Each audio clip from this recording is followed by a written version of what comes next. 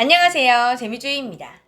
오늘은 외국인들이 정말 부러워하는 한국인의 특징을 알아보도록 하겠습니다. 한국인을 처음 만난 외국인의 대다수가 한국인의 이 특징 때문에 굉장히 놀라면서도 정말 부러워한다고 하는데요.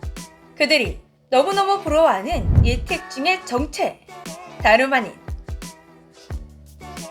겨드랑이 앞니입니다. 외국인들은 한국인에게서 앞니가 나지 않는다는 사실이 굉장히 충격적인 동시에 부럽다고 합니다. 외국 커뮤니티나 외국인 유튜버의 채널을 보면 한국인들은 앞니 또는 몸 냄새가 나지 않는다, 이런 주제의 내용이나 게시글을 어렵지 않게 찾을 수가 있는데요. 지금 이 순간 무슨 소리냐, 난 여름만 되면 겨터파크 개장인데, 여름에 강제로 차렷 자세로 다니는데 라고 생각하는 분들이 계시겠지만, 우리가 알고 있는 앞니는 앞니 축에도 못 낀다고 합니다. 실제로 많은 외국인들이 평생을 앞니 때문에 고민하고 있습니다. 해외에서는 앞니 킬러 데오드란트가 있으면 쓰고 없으면 그만인 뷰티용품 중 하나가 아니라 필수품이자 필수 매너라고 합니다. 반면 한국에서는 데오드란트를 쓰는 사람을 찾는 것이 더 힘들죠.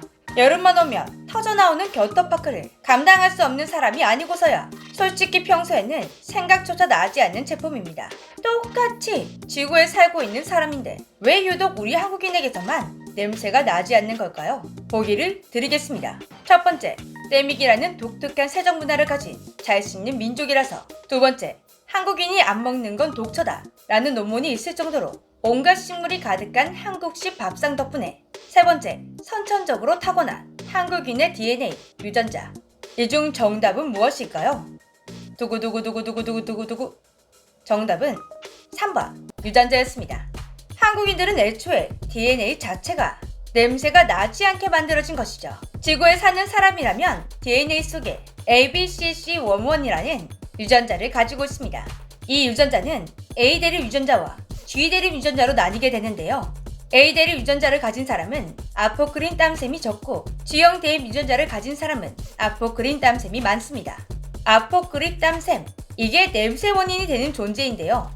아포크린 땀샘을 많이 가진 사람일수록 땀을 많이 흘리게 되고 앞니나 몸 냄새가 심하게 난다고 합니다. 한국 또한이 일본의 한 대학에서 각 인종에 대한 ABCC11 유전자를 연구한 결과 보이시나요?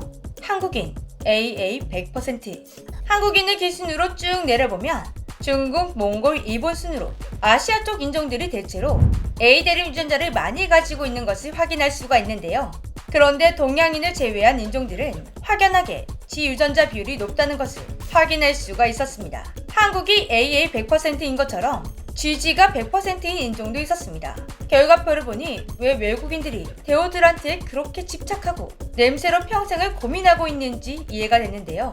그리고 이 유전자는 냄새 외에도 영향을 끼치는 신체적 특징이 있습니다. 그것은 바로 귀지. 솔직히 귀지는 혼자 있을 때나 이비인후과를 가지 않는 이상 청소를 하지 않기 때문에 남들 귀지는 어떻게 생긴지 몰라 평생 모든 귀지가 내 귀지랑 똑같이 생겼겠지 라고 착각하며 살아가는 분들이 많은데요. 그런데 귀지에도 크게 두 가지 형태가 있었습니다. 젖은 귀지와 마른 귀지. 젖은 귀지를 가진 사람은 G 대립 유전자를 많이 가지고 있고, 반대로 마른 귀지는 A 대립 유전자를 많이 가지고 있는 사람들입니다. 이렇게 하나씩 알아가다 보니 왜 외국인들이 한국인에게 냄새가 나지 않는 걸 이렇게나 부러워했는지 100번 이해가 갑니다. 그런데 잠깐! 이 이야기를 듣던 중 이런 의문이 드시는 분들도 계실 텐데요. 그럼 외국인 중에서 한국인에게 고약한 냄새가 난다, 이렇게 말하는 사람들은 뭐야?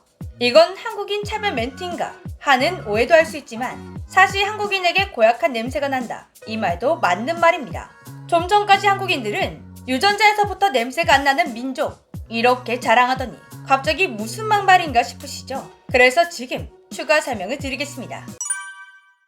그 옛날 우리 민족을 곰에서 사람으로 만들어졌다고 알려진 식품, 그래서 지금도 한국인들이 미친듯이 먹고 있는 식품, 바로 마늘이죠. 한국인들은 외국인들이 1년 먹을 마늘을 한 끼에 섭취하고 있을 정도로 마늘을 무척이나 많이 먹습니다. 다져서 먹고 통째로 구워 먹고 생으로도 우적우적 먹고 1년 중 마늘이 1g이라도 들어가지 않는 음식을 먹는 날이 있기나 할까 싶을 정도인데요. 살짝 과도하다 싶을 정도로 마늘을 정말 사랑하는 우리 민족. 그래서인지 이 마늘 냄새가 언젠가부터 우리 한국인 냄새가 되었다고 합니다. 냄새가 나는 유전자가 없어도 마늘을 과도하게 섭취하다 보니 어느새 우리 몸에서 우리도 모르게 마늘 냄새가 나고 있던 것이죠. 특히나 한국은 마늘을 먹더라도 익혀서 먹는 해외 국가와는 달리 생으로 먹는 경우가 훨씬 더 많다 보니 이런 불상사가 발생한 것인데요. 한국에서는 언제 어디서나 마늘향이 함께 있다 보니 한국인들끼리는 전혀 느낄 수가 없지만 마늘향에 익숙하지 않은 외국인들은 그 향을 맡을 수가 있는 것입니다. 그리고 유독 외국인들이 마늘향을 고약한 냄새라고 부르며 민감하게 구는 이유도 있었습니다. 그 이유라는 게 어이없게도 스컹크 때문이었는데요. 악취로 유명한 스컹크의 방구 냄새. 그런데 스컹크의 방구 냄새, 놀랍게도 마늘 냄새와 유사하다고 합니다. 스컹크의 방구 냄새에는 메케탑이라는 성분이 마늘 냄새와 유사한 향을 나게 한다고 하는데요. 그리고 한 가지 더 신기한 점, 스컹크의 방구 냄새와 유사한 냄새가 나는 한국의 전통 식품도 있습니다. 마늘은 세계적으로 사용되고 있는 식품이지만 이건 한국인들만 먹는 식품이었는데요.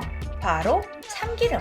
실제로 악명 높은 스컹크의 방구 냄새를 실제로 맡게 된 한국인들은 아주 진한 참기름 향이 난다, 알싸한 마늘 향이 난다, 더덕 냄새가 난다, 이렇게 익숙한 향을 맡았다는 소감을 내어놓습니다.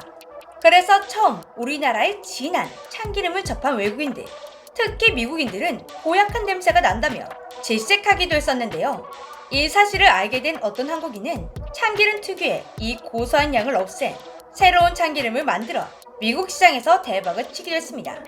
이외에도 외국에서 부러워하는 한국인들의 신체적 특징은 동안과 모발이 있었는데요. 서양인들은 한국인을 비롯한 동양인들의 나이를 맞추는 것이 가장 어렵다고 하죠. 백인에 비해 피부가 두꺼운 동양인들은 피부 노화가 느린 편이라고 합니다. 그리고 놀랍게도 한국인의 모발을 부러워하는 외국인들이 있었습니다. 백인들의 금발, 다양한 색을 표현할 수 있어서 예쁘다고만 생각했는데 생각보다 고민이 많다고 합니다. 모발이 너무 가늘고 힘이 없어서 항상 푸석푸석하기 때문에 관리가 정말 힘들다고 하는데요. 그런데 한국인들은 모발이 적당히 두껍고 힘이 있어 보이는데 잘 관리하면 윤기까지 나니 이런 것들을 부러워하는 외국인들이 있다고 합니다. 특히 곱게 뻗어있는 직모를 부러워하는 사람들이 많다고 합니다. 한국인들만 외국인들의 금발을 비롯해 다양한 머리카락 색깔을 예쁘다고 생각하는 줄 알았는데 이건 서로가 부러워하고 있었다니 참 신기하네요. 동안이건 모발이건 역시 최고는 냄새가 나는 유전자인 것 같습니다. 한국인 유전자 만세! 지금까지 재미주의였습니다. 안녕!